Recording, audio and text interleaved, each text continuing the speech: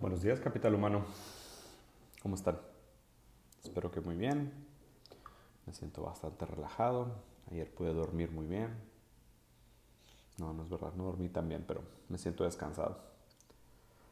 Ay, ay. Me mandaron muchos mensajes por mi review, pero la verdad también estoy un poco harto de la política americana. Entonces, vamos a ver qué más está pasando con el mundo y trataremos de evitar la redundancia solo hablar de Estados Unidos. Vamos a enfocarnos un poquito más en el mundo hoy a ver qué está pasando.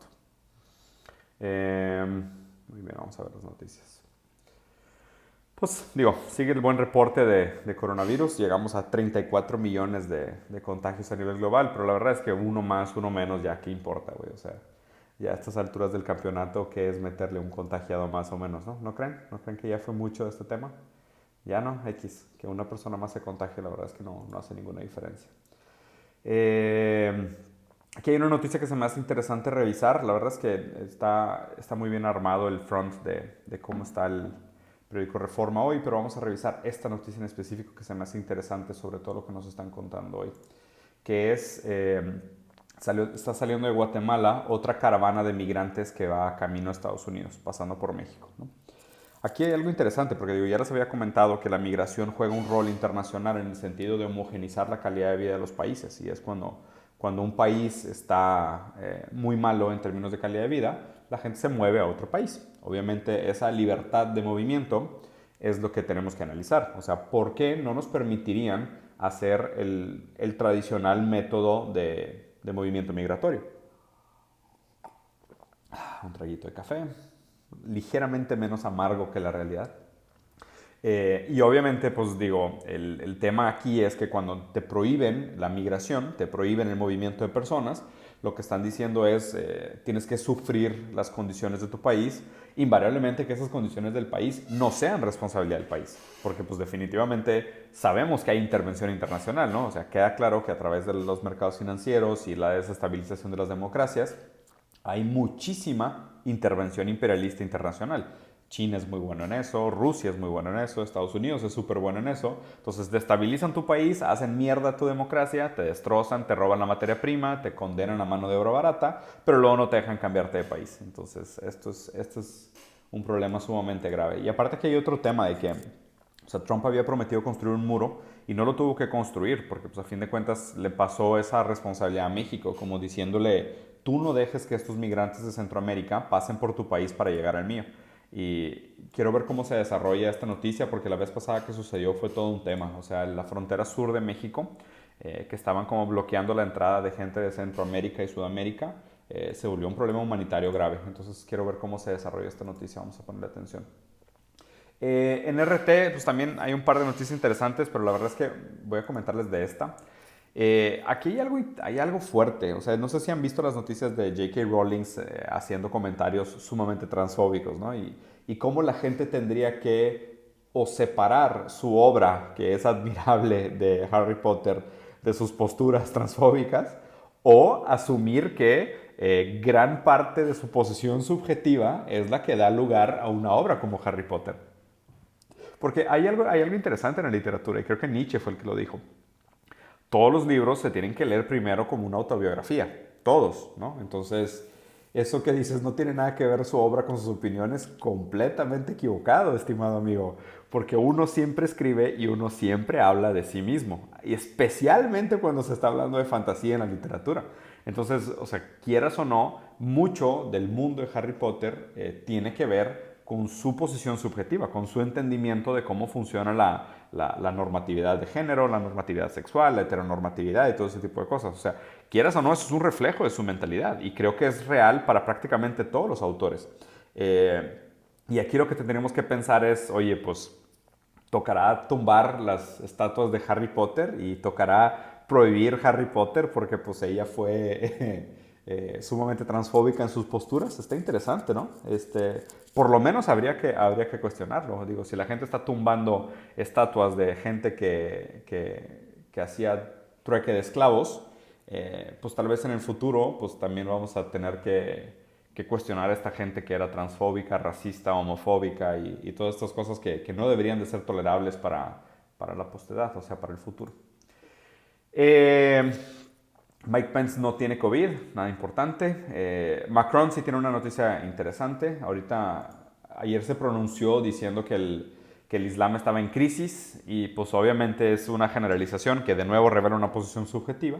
O sea, como diciendo que el Islam es una cultura de terror o es una religión de terror, siendo que es pues una gruesa y terrible generalización. O sea, acuérdense que tengan cuidado con los comentarios generalizantes porque tratar sobre todo a la gente como que tu religión te define es muy peligroso porque yo conozco a muchos musulmanes de la época que viví en Singapur. Habían muchos malayos. La gente de Malasia tiene una gran participación de la religión musulmana. Yo conocí a muchos musulmanes que eran gente sumamente noble. O sea, era gente muy buena y probablemente mucho más noble, mucho más moral que muchos de los cristianos de aquí, de nuestro lado del mundo, que se creen superiores moralmente. Y pues es completamente mentira. O sea, más bien como que tengan el cuidado de tratar a la gente como un fin en sí mismo, de tratar a la gente en el caso por caso y no hacer este tipo de generalizaciones, porque este tipo de comentarios refleja su posición subjetiva, decir de que el Islam es es una religión que está en crisis de todo el mundo y tenemos que acelerar pues para frenar el radicalismo que ha generado los últimos años, ¿no? Pero pues a fin de cuentas también pónganse a pensar, o sea, ¿quién cuenta la historia de que el Islam es una religión radical? O sea, es justo decir que realmente el Islam es una religión que prega el radicalismo? ¿O sería más justo tener que estudiar la historia de los diferentes países y ver qué tipo de cosas sufrieron? Y porque, a ver, es bien fácil decir que eres buena gente cuando has vivido toda la vida en abundancia y en tranquilidad. O sea, es bien fácil. Acuérdense que el hombre no nace ni bueno ni malo. Las condiciones de su vida lo hacen bueno o malo. O sea, este concepto de que naces bueno o malo y después solo manifiestas tu bondad y tu maldad, se me hace muy sesgado. O sea, más bien es como nacemos con alguna predisposición genética, con algunas características, pero a grandes rasgos las condiciones en las que vives son las que determinan qué tipo de persona vas a ser. O sea, y esto te lo explica tanto la genética con el tema de la alimentación, el microbioma, el desarrollo de tu cuerpo, pero también lo dice las condiciones materiales, el vínculo familiar, las condiciones de escasez o no, o de abundancia, y cómo esto forma tu psique y mucho de tu manera de pensar. Entonces, es injusto, por lo menos, juzgar a la gente por sus actos sin analizar sus condiciones. O sea, estoy de acuerdo en que juzgamos a la gente por la ética de su moral y sus actos, pero para eso también tenemos que ser justos y entender las condiciones que crearon ese tipo de comportamientos. No sean injustos con eso. Estados Unidos, la verdad es que me voy a meter a una noticia súper específica de lo que está pasando en Estados Unidos porque he estado leyendo mucho sobre economía últimamente, ¿no? Y aquí les voy a recordar algo que ya les había comentado. Ahorita hay una negociación entre la izquierda y la derecha de Estados Unidos hablando de un paquete de apoyo de 2.2 trillones de dólares para apoyar al daño que ha causado el COVID. Okay. Y no sé si vieron, pero también posteé que Suiza acaba de aprobar el salario mínimo más alto del mundo. Okay. Y constantemente les he comentado que el problema de crisis al que nos vamos a enfrentar es un problema de demanda agregada. O sea, es un problema de demanda agregada en el sentido de hay generación de dinero, o sea, la economía sigue creciendo, pero el problema es que no hay desarrollo económico. O sea, hay crecimiento económico en el sentido de unos pocos billonarios se vuelven trillonarios y no hay circulación de esa riqueza.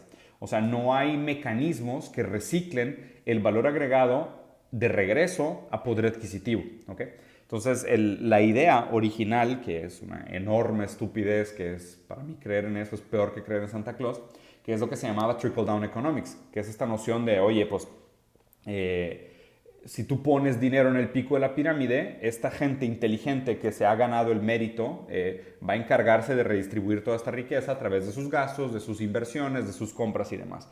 Pero hoy sabemos que no solo es mentira, sino que pues prácticamente funciona al revés. O sea, el dinero que tú pones en el pico de la pirámide se queda en el pico de la pirámide. Y de nuevo, la gran crisis que vamos a tener es una crisis de demanda agregada. Si lo que debería de pasar, o más bien lo que tiene que pasar, es que tenemos que encontrar maneras de activar la capacidad de consumo de la base de la pirámide.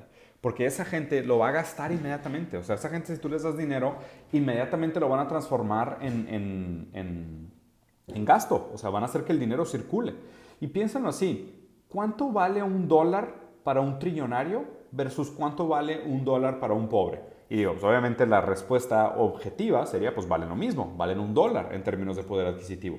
Sí, pero en términos de su utilidad, o sea, del cambio utilitario que traen a la vida de la persona, darle $1 a una persona miserable es infinitamente más útil que darle $1 a un trillonario, que probablemente lo único que va a hacer es poner ese dólar en un paraíso fiscal, en una isla con sus yates y sus 35 amantes a las cuales no puede fornicar porque seguramente es impotente. Entonces, ese es el problema, la utilidad que genera $1. O sea, $1 genera mucha más utilidad en la mano de una persona de escasos recursos que en la mano de un billonario. El problema es que la economía entera está diseñada para favorecer la acumulación de dinero en la mano de los que ya tienen mucho dinero. Por eso, la utilidad marginal de los dólares en las manos de los ricos es pésima. O sea, lo que deberíamos hacer es completamente lo contrario. Es pelear para que constantemente la utilidad del dinero se maximizara en las manos de la gente que más lo necesita. Porque la utilidad del dinero es lo que deberíamos de medir, no simplemente la acumulación de riqueza, que es una estupidez. En New York Times voy a revisar otra noticia que también está interesante. Directamente relacionado a la primera noticia que les comenté al principio del review, que es el tema de los migrantes, o sea, justo se conectan y por eso siempre me gusta ver todos los periódicos al mismo tiempo y ver cómo se conectan los temas, ¿no? O sea, sale esta cadena de migrantes de Centroamérica que va a pasar por México y va camino a Estados Unidos y al mismo tiempo, pues Trump acaba de llegar al récord de ser el presidente que más ha recortado migrantes y el límite que tienen los migrantes para entrar a Estados Unidos. Qué amargo está mi café. Pero el caso es que aún estos migrantes que están abandonando Centroamérica diciendo que las condiciones son precarias, que hay pobreza, que hay desempleo y demás, y que seguramente ¿no? deben de ser condiciones horribles de vida, van a Estados Unidos.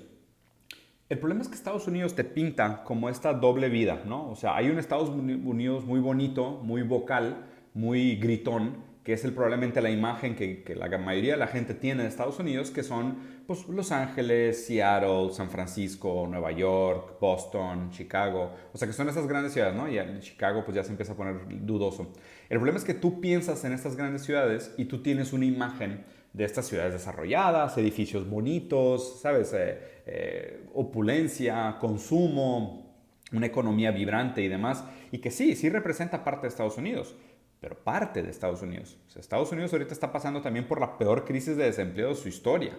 Y digo, y es bien fácil comparar Singapur contra Caracas y poner de que, mira, Singapur es el resultado de 40 años de crecimiento económico y trading de mercado bursátil. Y Caracas es el resultado de la mala administración de los recursos naturales con una ideología socialista. Es bien fácil hacer esa comparación. Pero ¿por qué no comparamos tal vez mejor...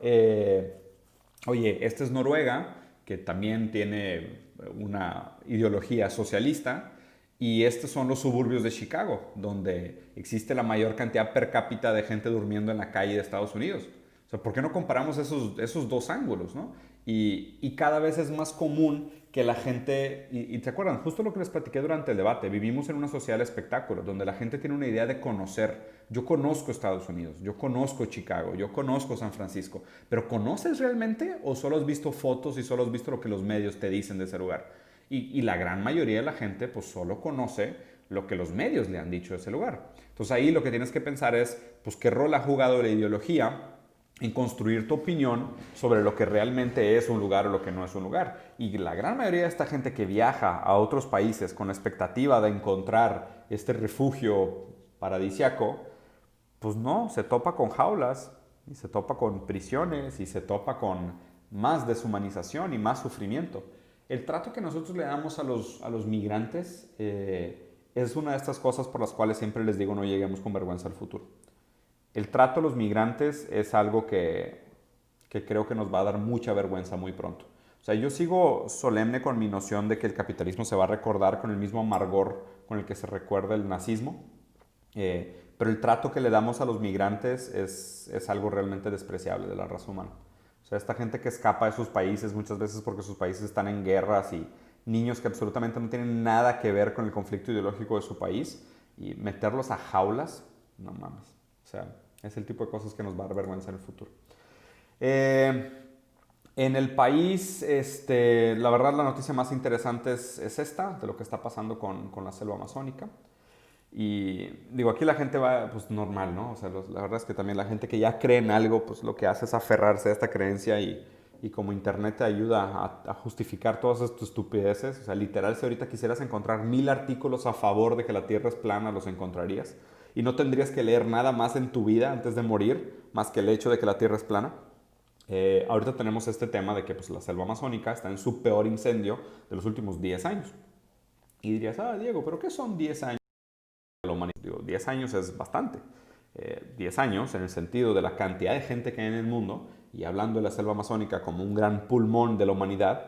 Y a los brasileños aquí les encanta jugar al nacionalismo de decir es nuestro, no vengan a meter mano a nuestro país y la selva amazónica es propiedad de Brasil y demás. Sí, claro, o sea, no sé, esta noción nacionalista, la verdad es que yo estoy de acuerdo con Schopenhauer, que la gente que no tiene absolutamente nada de que enorgullecerse, se enorgullece del lugar arbitrario donde nació, del cual no tiene absolutamente ninguna culpa. Eh, y, y este es el conflicto real, o sea, porque creo que tenemos una idea un poco romántica de cómo funciona el medio ambiente y obviamente muy estúpida y en muchos sentidos por culpa de la religión, que nos dice que la naturaleza está ahí para proveer para el hombre, ¿no? O sea, la naturaleza es lo que provee al hombre. Y eso también explica mucho de por qué los ignorantes libertarios y la gente que cree que la economía puede crecer de manera desregulada, depende y muchas veces dice soy liberal en lo económico y conservador en lo moral. Sí, claro, porque te conviene, porque solamente siendo un negacionista de la ciencia puedes justificar el crecimiento económico. O sea, solo si niegas la ciencia puedes seguir diciendo que la economía puede continuar creciendo, porque dependes de una naturaleza infinita que siempre proveerá más y es completamente inmutable versus la depredación del humano, lo cual, a ver, obviamente no es verdad. Y aquí también, y el ad hominem, o más bien el hombre de paja que te hacen es, pues según tú de repente va a colapsar la naturaleza y va a haber un gran apocalipsis, un gran holocausto. No, probablemente no. O sea, no va a haber así como que, no, ya, se acabó el reloj y ahora listo, se va a acabar el mundo porque nos chingamos la naturaleza. No, no va a ser así. Probablemente va a haber una generación, o durante 100 años, donde la gente poco a poco todos los días se va a estar muriendo porque no puede respirar. O sea, no va a ser una muerte rápida en el sentido de, hubo una extinción masiva de la noche a la mañana. Tal vez, a lo mejor hay algunas teorías científicas que no conozco que dicen eso, pero tal vez lo que va a pasar sea mucho peor que eso, que durante 100 años estemos en agonía y estemos agonizando y 90% de la población nace con enfermedades respiratorias, que de hecho, por cierto, estamos en medio de una pandemia respiratoria, que 90% de la población se desarrolle con enfermedades respiratorias por la calidad del aire, o tal vez que vamos mutando genéticamente y cada vez sean más comunes los casos como autismo y mutaciones genéticas. ¿Por qué? Porque la calidad de los alimentos que vienen de la tierra cada vez es peor, porque no absorben suficientes minerales, por la manera como se reciclan los macronutrientes en la tierra, y tal vez todo eso genere poco a poco un cambio muy doloroso y muy lento que nos va a extinguir como especie. El hecho de que no entendamos la relación entre todas las variables dentro del sistema terrestre no quiere decir que no existan. Eso es una enorme muestra de ignorancia. O sea, es una enorme muestra de ignorancia y es un cinismo gigantesco el decir que no pasa nada, la naturaleza nos va a soportar a todos. Pero bueno, esto es lo que les quería decir hoy. La verdad es que creo que no hay ninguna otra noticia relevante de qué platicar. Se me hace que no se me pasó nada, ¿verdad? No hay nada más interesante de qué hablar. Mi café tan amargo. Tienes razón. Creo que se me pasó una noticia. A ver, se me hace que esta noticia está interesante. Vamos a ver cómo han reportado los medios sobre el coronavirus desde el 27 de febrero hasta hoy. Y a ver qué ha pasado.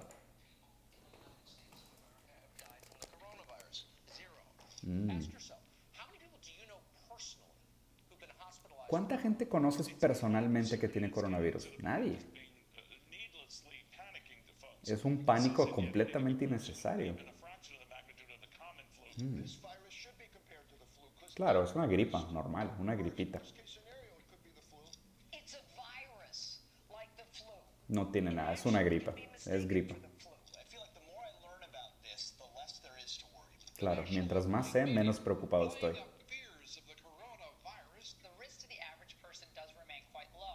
el riesgo es muy bajo. Mm, La cura es que están proponiendo es peor que el virus. Mm, Va a pasar.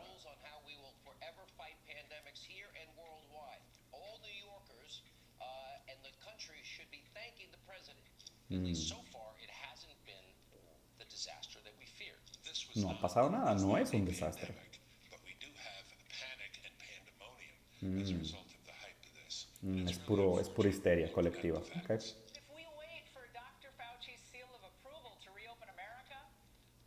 Hay que volver a trabajar, hay que regresar y reiniciar la economía.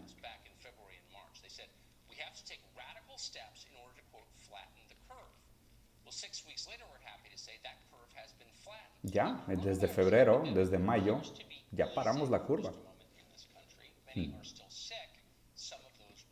Algunos van a morir, algunos se van a enfermar, no pasa nada.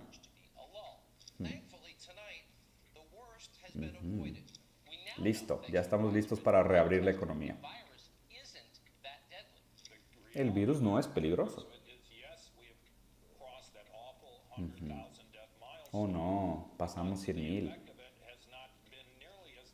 Pero no ha sido tan malo como dijeron, ya estamos listos para reabrir la economía.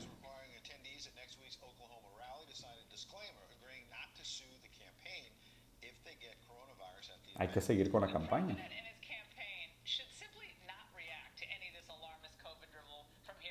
Claro, que el presidente no diga nada sobre el COVID. Todos se equivocaron. Todo el mundo se equivocó, claro. Desde el principio les dijimos la verdad.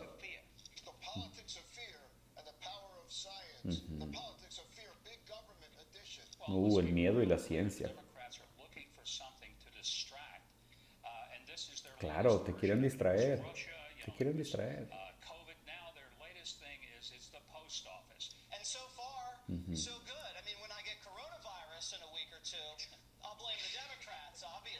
Claro. Ja, ja, ja. Es un juego político todo esto del coronavirus.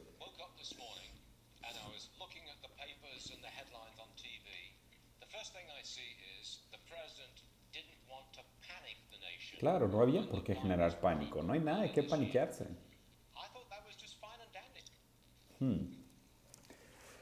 Qué bonito. Qué bonito. Qué bonito. Qué bonito los medios, ¿no? Qué bonito cuando la información funciona para mantener a la gente objetivamente informada y capaz de tomar buenas decisiones. Qué interesante. Qué interesante. Me da mucho gusto que le dé coronavirus a Trump. Ojalá no se muera, pero creo que es algo bueno que le dé coronavirus. A rato voy a hacer el review del mensaje de Putin, o más bien lo hago otro día. Lo raro de esto es, los países populistas de derecha fueron los peores que manejaron la pandemia durante estas situaciones. Brasil, Estados Unidos e India. Los peores, los tres peores. ¿Okay? Y lo que les pido en este sentido es que no se puede separar la necesidad de mantener un sistema económico de crecimiento infinito implica negacionismo de ciencia. ¿Okay? El minimizar el impacto de algo como la pandemia y el dolor humano y el sufrimiento ajeno es negacionismo de ciencia.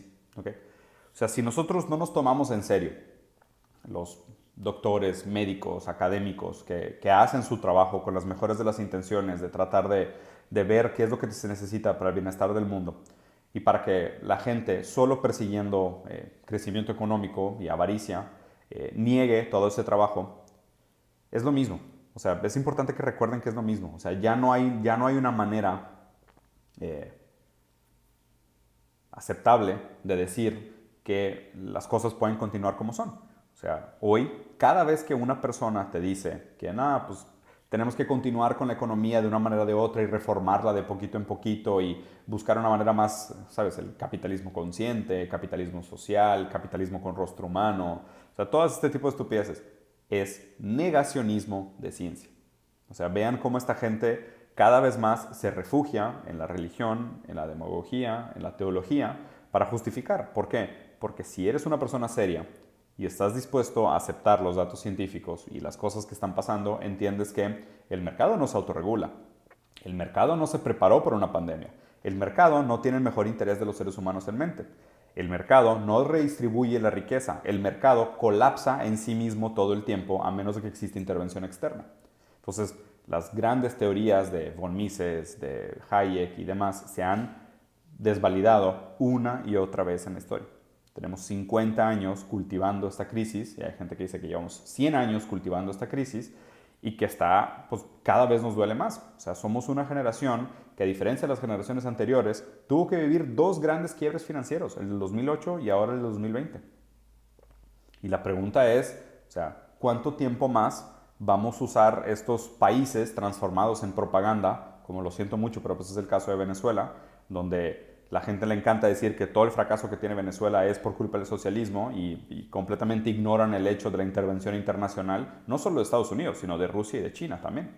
Pero pues a fin de cuentas lo que quisieron hacer es transferir el capital o el valor agregado de todo el hemisferio sur a prácticamente todo el hemisferio norte. Entonces, qué fácil es decir que no, es que no tenemos alternativa porque pues miren, ahí está un país quebrado que trató de usar una alternativa y trató de salirse del capitalismo y les fue horrible. Entonces cada vez que alguien trata de salir del capitalismo nos aseguramos de hacerlos un ejemplo claro, chillante y es la gente más verbal en defender que no, prefiero sufrir en el capitalismo que tratar una alternativa. Y ese es el problema, que cada vez se vuelve más difícil, cada vez nos quedan menos opciones, cada vez tenemos menos tiempo y cada vez pues el dolor acumulativo es mayor. Y creo que un problema que tenemos ahorita muy grave es el mercado laboral. O sea, no sé, fue noticia esta semana. El señor este que creo que después de trabajar 42 años como pizzero, recibió una propina de $12,000. ¿No te parece que está mal que una persona le dedique 42 años a trabajar y todavía alguien lo tenga que rescatar con una propina de $12,000? No sé, no tengo nada que decir. Espero disfruten su viernes. Nos vemos. Adiós.